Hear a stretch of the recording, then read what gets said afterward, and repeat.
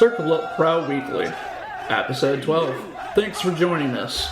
2016 Season Wrap-Up. Jaguars Colts, final game of the season at Indy. Thank God it's over. Yes. Finally over. I'll try hard to agree, but I cannot. It was a season to die. Season to die? Yeah. Season to die. It would have been a great season to die. Sounds like a bad movie. The season is dead, my friends. It is over, it is gone, and interim coach Doug Marrone is 1-1. Is that the best winning percentage in Jaguars history for a head coach? I think it is. Tom is still better. It's better than 500? Yes. Oh, okay. He's like .525 or .530. So it's the second best winning percentage in Jaguars history. We have some pretty good mediocrity around here. We'll always have that, Doug. A little look at what we had in Indianapolis, which really wasn't much, let's be honest. We had a 17-point lead. We blew a lead. Blake threw no picks, but he fumbled twice. And we lost. Corey Grant looked good. It was sad. What, 470 yards to 384? Yeah, it doesn't matter. Well, we actually, legitimately, we were crushing them the first half. I don't even think they had 100 yards on offense the first half. If anything, it proves that terrible meltdowns aren't necessarily just a Gus thing. Still this guy on defense. Of course, 2 games is hard to change a culture. It's hard to judge a coach on anything. Yeah, it's really hard to judge that one. It's hard to really judge Doug on that one. Especially the final drive. I mean, I don't know whoever that's on, whether it's Doug, whether it was Todd, whoever made the final judgment to go into a soft zone. I appreciate them making sure the season didn't go longer. So it's cool. I mean, that's good true, call, Todd Wash. That was terrible. Good luck in your next job. Terrible football. Yeah. To allow Andrew Luck to get down the field that quick. You were looking at either the Colts getting a field goal and putting the game into overtime or the Colts getting a touchdown. And luckily it was a touchdown. So the season could just be done. It was time. Yeah, I guess. With that comes the best time of year to be a Jaguar fan. The off season. Yeah, boy. Talking about that Super Bowl in April or is it May? I want to say it's like April 24th. Whatever that weekend is, because it moved. But it's in Philadelphia this year. Draft time. And Philadelphia gave up their first round pick to trade up and gained one back.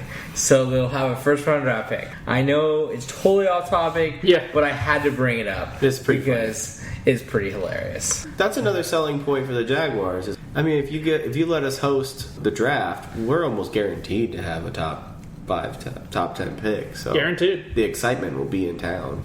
But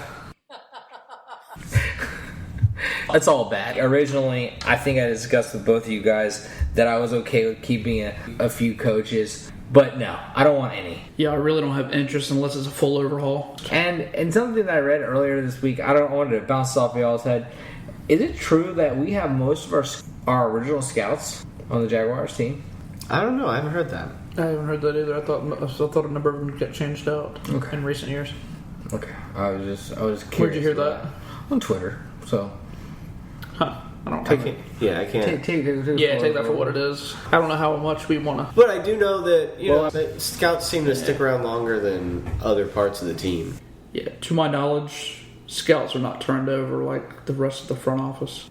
But hell, New York has a scout that's been around since 1947, 48 or something. Are you sure he's still Yes. He still does stuff? I don't know what he does, but they said he's a scout. He's like 90. Maybe he was like a trainer or something, not just a scout. But he was 94, something like that. Yeah. I don't know where he actually flies, or he's just a token scout that just is old. That's very old. Yes. Yeah. They had a little number with him being on there. I mean, Gene Smith was around from the get-go until he got fired. Yeah, he was here from the trailer days. He was around forever. It was his fault because he sucked at it and he worked his way up. If he just ain't a scout, he would have been much better off. So would we. I don't even think he's a scout anywhere anymore. But that's his problem. He ain't working. He ain't working. No one wants any of that. He don't have to, I guess. So No. good for that dude. No one wants that nastiness in their office. Whew. Thought of that gives me the chills. But at any rate, I was just kind of curious what you guys thought about that. We probably have a few of them out there, but I know there's been some turnover. There usually is when you have major front office. Con kind of turned over everything that wasn't football related completely. Yeah. I don't know what he did with the scouts, but I know like everything non-football, that got completely cleaned out. Which was probably needed. So, there's a lot of major turnover. Yeah, so I am totally fine 100% turning over the whole staff. Unfortunately, I don't think Doug got a fair shot. He should have had it after the Tennessee game, so he could have actually seen a full sample size. 2 games isn't a fair sample size. Yeah. Not fair to him, because I think he could have changed the culture. And maybe. You got to remember, he was hired by Gus Bradley, and he was on board with the way Gus Bradley did things. And to me, that is a kiss of death for any of this coaching staff. I'm not going to say he was on board with what he did. He got a job. Yeah, because there's only so much a line coach can even do, even if he is an assistant coach. Yeah. Sure. I like to just really lump him in and say, hey, put a mark on him, he's done, he's horrible. I'm not going to do that. Still coached Syracuse and Buffalo, and pretty well. got the first 2 winning seasons. Yeah. St. Doug. It is probably kind of placating that they're even giving an interview because I doubt he's getting a fair shake at it. I don't know how you could do that. No, probably not. Absolutely. From a football standpoint, I don't want continuity from what was there. Yeah. And sure, he's not Gus Bradley, and he will do things differently. That coaching staff, he's going to keep a lot of it.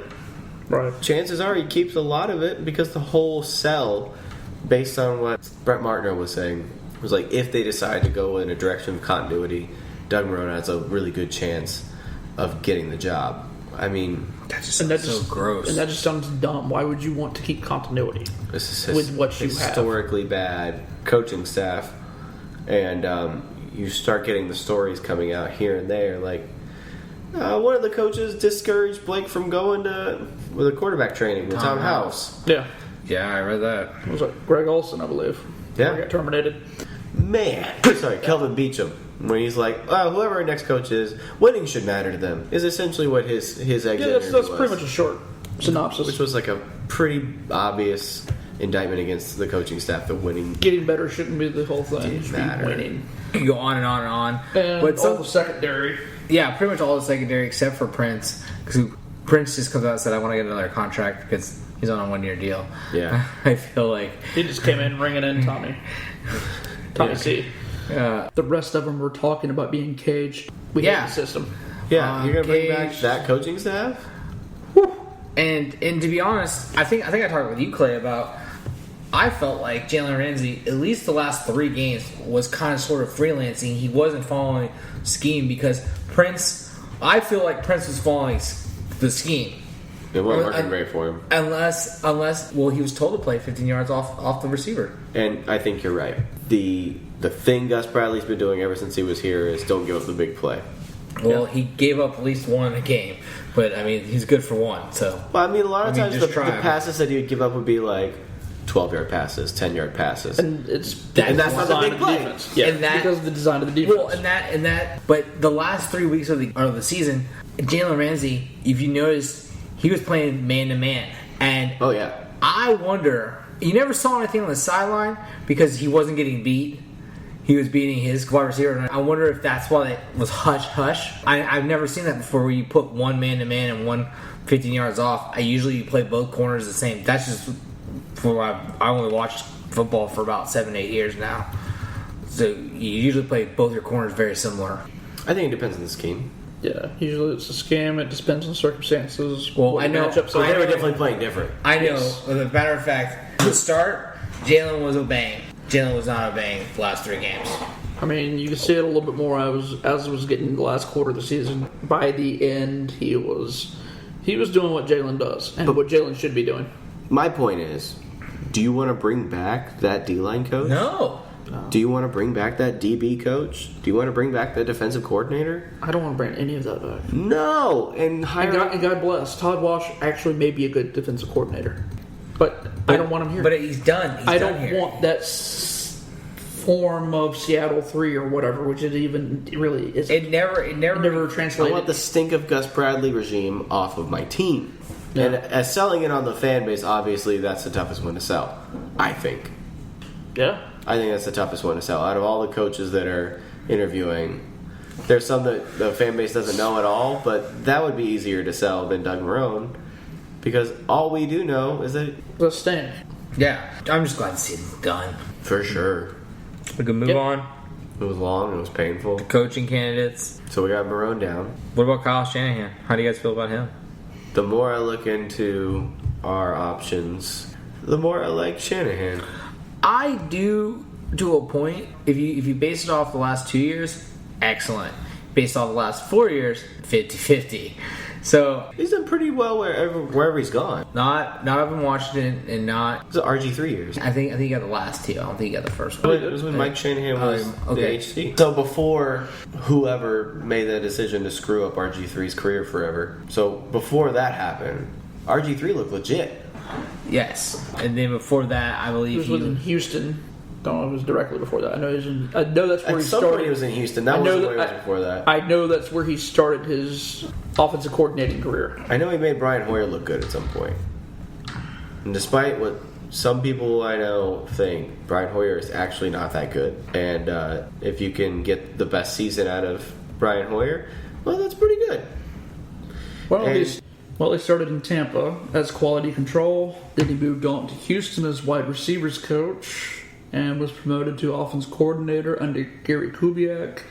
Then moved on to Washington under his dad, former Broncos coach Mike Shanahan. Coached up RG3 for a few years, then moved to Cleveland to coach up Johnny Manziel and their 12 quarterbacks, which didn't really work out too well. Currently, he's in Atlanta, doing a fantastic job with Matt Ryan, helping him accomplish MVP-type numbers. Right. So he got the best year of Matt Ryan's career this season. By far. I'm assuming when he coached Hoyer, he was in Houston. I'm guessing, yeah. He doesn't seem like a bad guy. He just seems a little young, so I'm not sure. I'm not sure how that bodes well. You know, he's definitely got the experience.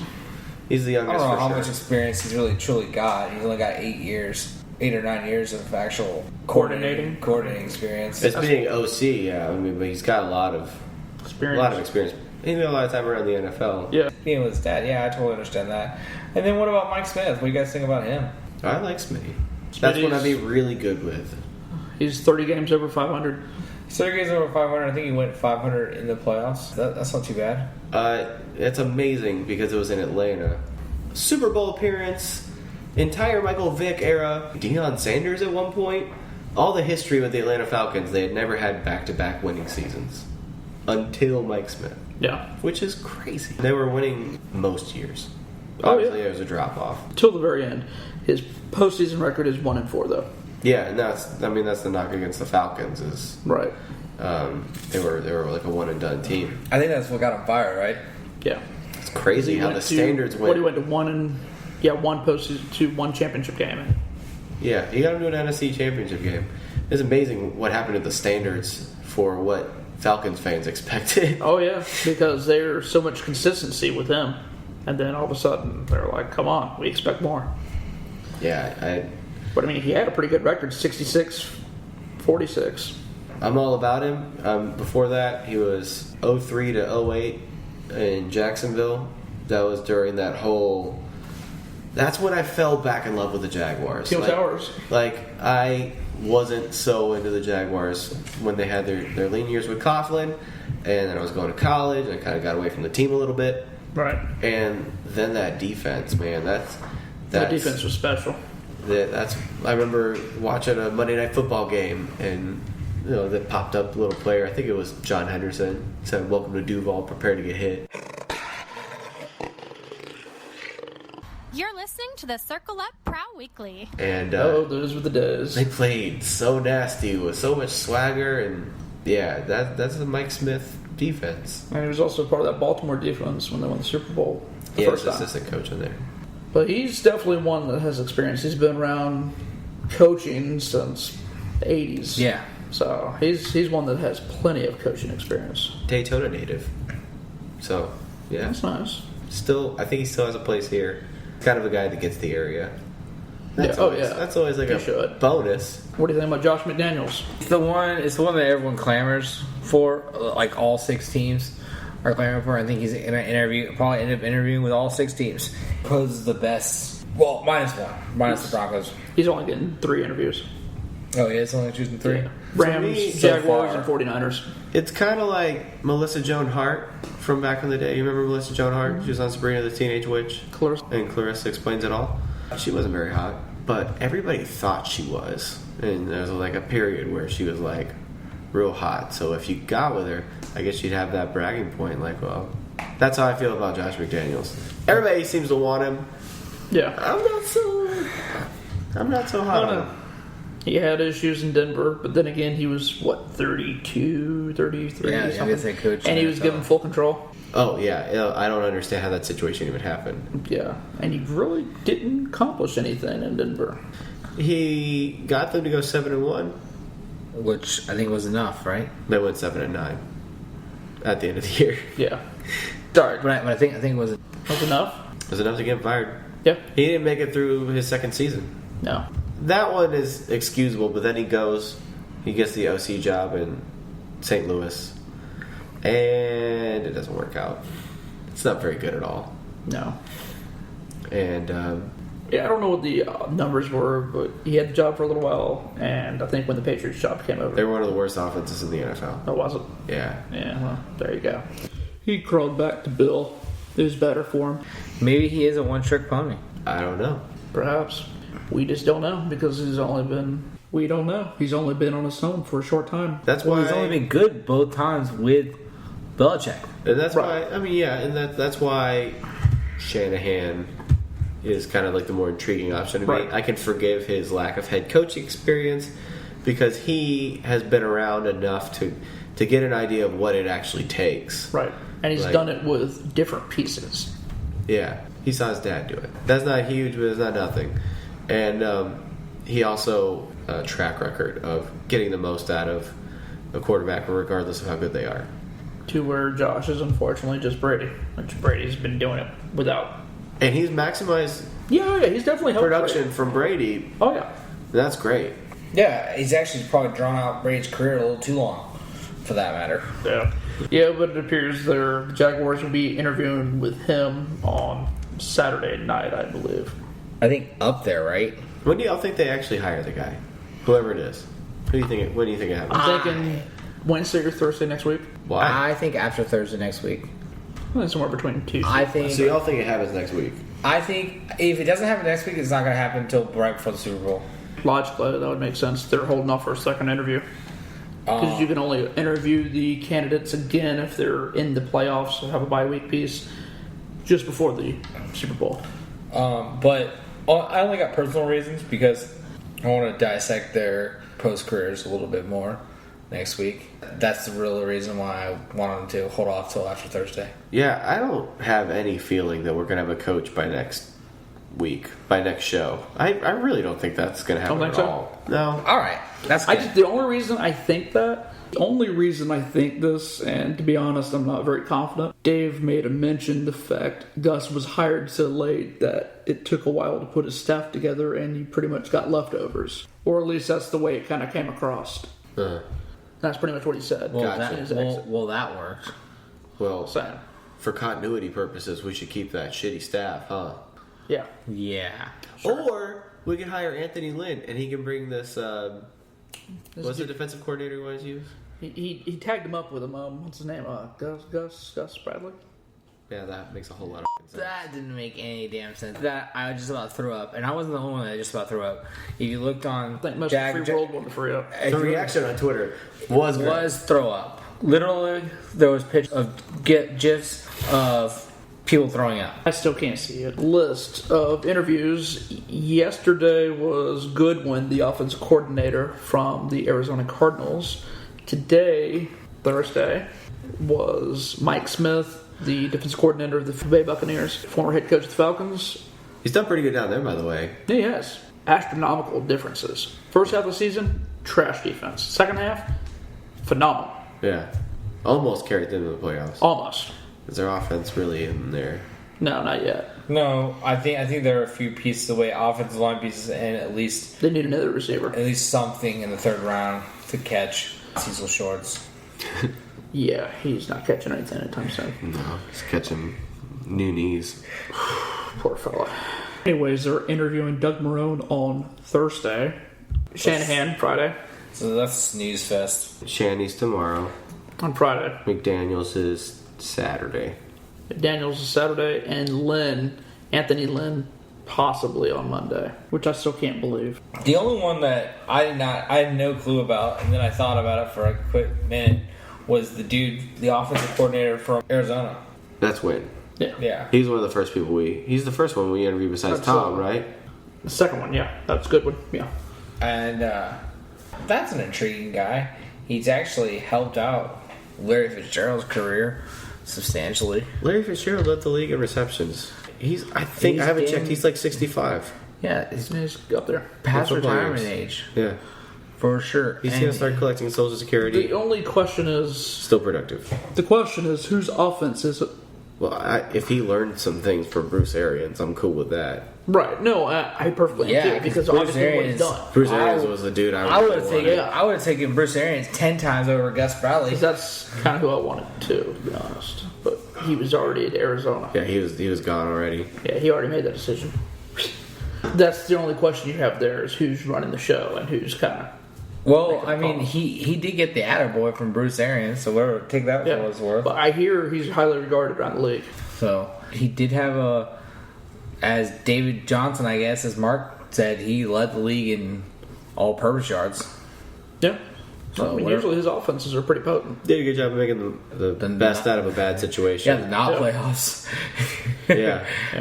Well, with bad quarterback play, whenever they did have their starter, and then a lot of backup quarterback action. That's me. A team that really needs to get a quarterback.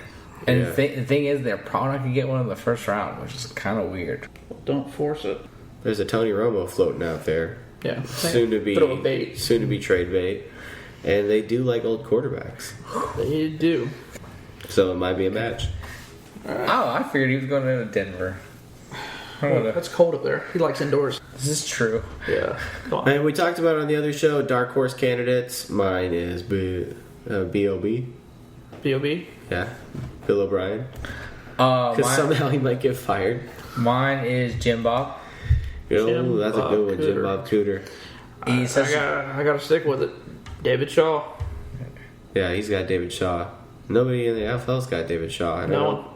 Well, besides San Francisco. Have they interviewed him, or they're talking? Okay. Because not really much talk there at all. There's not really much talk about any college right now. I know, which is kind of weird. Because there's talk about him or Sumlin coming up, but then Sumlin's lost a lot of his juice. And Chris Peterson. I expected at least a couple of those college coaches to make the jump, but eventually I'd expect Chris Peterson. Maybe not this year. Yeah, Nick Saban is in a unique situation. Yes. Where because of timing. Yeah, he just does it. He'll if he ever wants to. I mean, he'll do it. Yeah, but he's not no spring chicken either. No, but if he wants to, they'll give it to him. Yeah, same thing with Pete Carroll. He wasn't no spring chicken. Isn't he like the oldest coach now? I don't think so. I think Coughlin's gone. Yeah, actually, it might be. I think he is actually older than Bill. I thought Bruce Arians was old. Damn. I mean, maybe Bruce Arians. Bruce Arians is just not doing well. He's just not doing well health-wise. Yeah, he's not looking. He needs to lay off the buffets or the bacon, something. But yeah, he's real spry. But Pete Carroll's old. Yeah, Pete Carroll's like a young 61. Yeah, he's a spry fella. I would have never pegged him for being that old. Yeah, he's so high energy. But the biggest thing I like about Shanahan is hopefully they can be like a dynamic duo and he can grab Wade Phillips and pull him in tow. Yeah, that sounds good. Because word has it, the guy that's the leading candidate in Denver, Vance Joseph, has no interest in keeping. Really? Why? I don't know. Why would you do that? I'm not sure. I haven't looked at it. So it's on me for not doing the homework. But I don't know what defense Miami runs. But maybe their defenses clash. Well, they've been a 3-4 for a long time, I think. I think they have, but because of the Cameron Wakes of the world, right? So I don't know if it's the ideology of the 3-4 that they run. Hell, it simply could be a personality clash for all we know. But there's reports out saying that he would not be retained. Go with the defense and win Super Bowls. You think. But I know there's supposedly people not trying to turn this to a Denver thing, but there's people in the front office of Denver that know Vance Joseph. So if he's on the outside looking in, I'll definitely grab him up in a heartbeat. Yeah. Not as head coach, but defense coordinator. Do you think Kyle Shanahan has a worse chance or a better chance with Denver because of the history? I think it's definitely heightened environment. Yeah, there's a lot more pressure. More pressure for sure. Yeah. Better chance at this point, probably. More pressure, definitely. Take it for what it is. John Elway's pretty good with Mike Shanahan. Yeah. So that's a weird situation. It's a very awkward situation. He could totally avoid that by just coming to Jacksonville. He could. He should. We'd have to offer him the job, and he'd have to take it. No, there's half of that I think that would happen. I just don't know if I trust this group to pick the right guy. No. I wonder if it's the group as a whole now, or what is this agency supposed to do? Corn Ferry. Corn Ferry, yeah. Supply question answered. All right, here's our questionnaire. Here's Fill out this little form. Here's our answers. Send it back to us. We'll be in the room. Send us a PDF. I don't know. The agencies just think sounds so weird to me. These probably typical interview questions. Where do you see yourself in 5 years? Give us an example of a time that you provided excellent coaching. But apparently this is the same agency that up to get Dave up in New York, where they didn't, and they got John Izek or whatever. Huh. And then he's now here doing our money. They did a couple high-profile coaching hires. Yeah. I can't remember what all they were, but some big stuff like Charlie Strong going to Texas. They brokered that deal. Oh, I think it's the same agency that got Harbaugh up there. I think now they Harbaugh to Michigan. Yeah. Oh, okay. So they deal with big money. deals. Yeah, big deals, big money. So maybe we're dealing for Bill Belichick. That's why they're keeping it quiet. Oh, that's why they're keeping everything quiet. Yeah. We're making a deal for a playoff coach. Yeah. A perennial playoff coach, not just a playoff coach, a perennial playoff coach. Belichick and Brady. I mean, yeah, a 2-for-1. Whew, wow, I like this deal. We only have one white wide receiver though. Yeah, that would not go well. Ooh. You gotta throw to Ben Koyak more. Yeah, there'd be a lot of Koyak heavy. trading and drafting. Yeah, I don't know how that works up there. Yeah, I'm not really sure. It's really weird. Very It's like the Olympics in Caucasian, the NFL. very Caucasian heavy. Yeah. But anyways, Moving on, I don't know. Where it We went. digressed pretty far off the rails with that one. It happens. This is that time of year. So where do you see us going? Obviously, this probably still won't be rectified by the time we touch on this next week. Do you all have a favorite? Yeah. like if I'm putting money down on who's going to be the next coach, Like Bravada has Kyle Shanahan. I like it. I like it too. Do I see it? I think it's like a toss-up between Denver and us. It all depends if he wants to forge his own path, or he can take the easy route and follow his dad's trails. I think that I think it's going to be Mike Smith. The rumors the week before Gus Bradley actually got fired was that, hey, Gus Bradley's going to get fired and it's Mike Smith's job if he wants it. Yeah, there's rumors that he was already building his staff. So then you got to go down the list of, does he want this job? Because he interviewed today with the Chargers. Does he want the Chargers job? I wouldn't want the Chargers job. But how can you tell me this job's better or this job's worse than the Chargers? Well, unless he has family in LA. You got Rivers, and if you believe that Rivers gives you a chance, then yeah, you okay? I mean, I guess that's pretty much it. They were, I mean, and Bosa. That roster's better than the way they played this year because they lost a lot of key guys. You're also picking up an awkward situation. Yes, in San Diego / very Los questionable Angeles. Ownership and where you're playing. Yeah, and so you're going to have like this nomad life, which obviously didn't work out well for the Rams this year. They were doing their training camp out of some high school or some garbage. So your facilities are going to be crap. You're not really going to be in your permanent home. You're also going to be the second team in the city. Not great. Not great.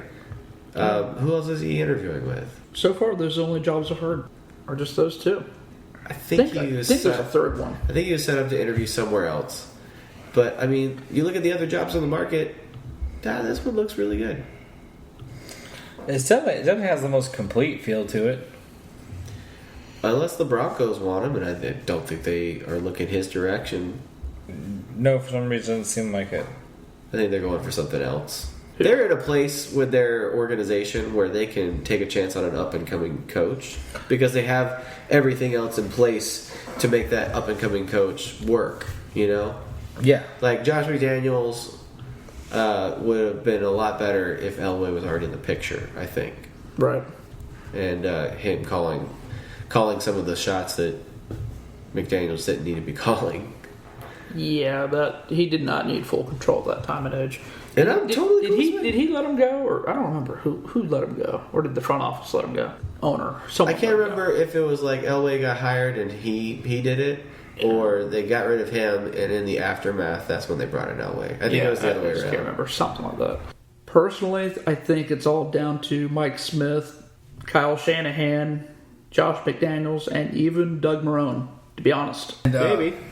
Well, I figure I don't really know how. But yeah, it would be just really interesting. Do you think there's another dark horse candidate that we just haven't heard hiding our hair of? Because we really didn't hear about Gus until like everyone's phone kind of rang. You heard a little bit, but not really connected to us.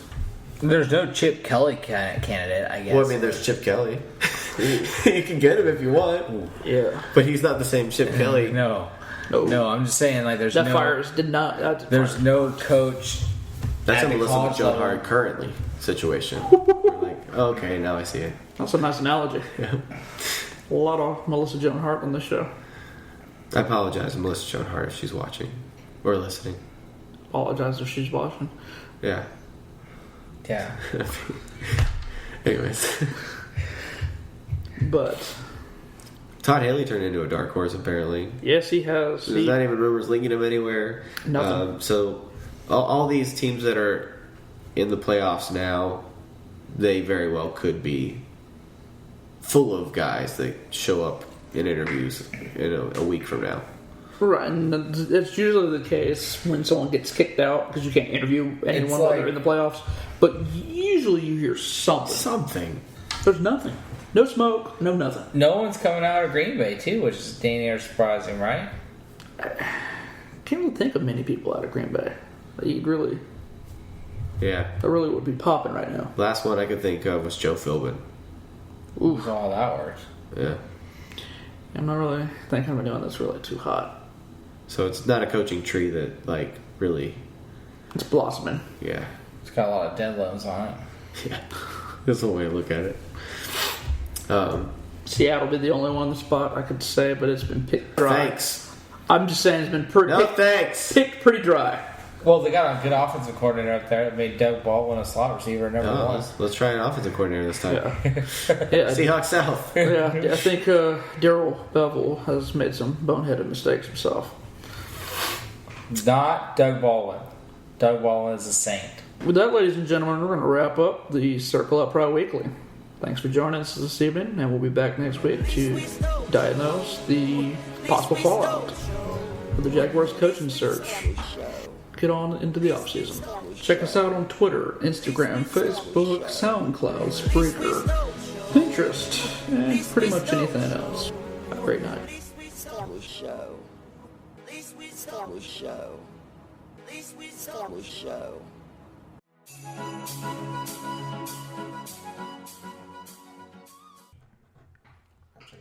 To dream within a dream within a dream. Within a dream, within a dream. And you're fighting. I like it.